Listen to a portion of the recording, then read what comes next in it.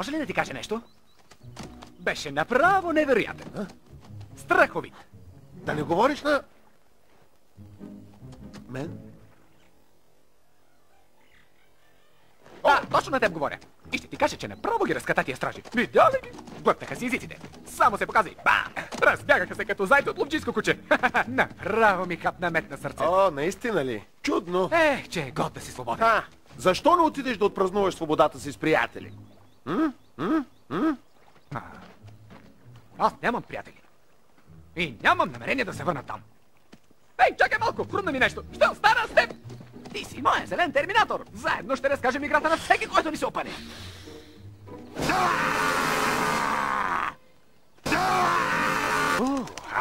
Ева, не умрях от страх.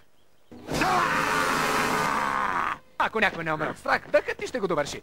Имаш остра нужда от ментов бомбон, защото устата ти смърди!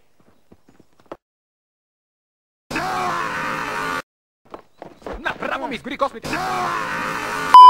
Носа, като онзи път.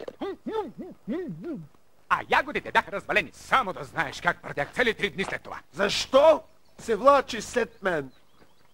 Знаеш ли защо? Само те нас вървя, останах без приятел. С кого да споделя, не мога без слушател. Но сега си на мен! Само не пей! Нищо чудно, че си нямаш приятели.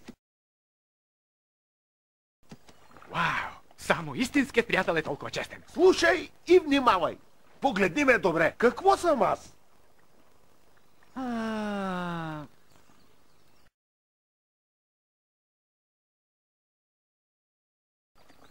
Симпатяга? Не! Аз съм чудовище! Ужас! Дръжте зеления звяр! Не ти ли се подпалват петите?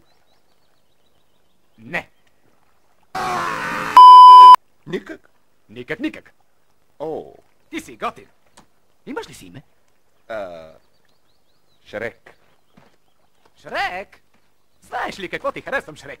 Личи си, че не ти пука какво мислят останалите за теб.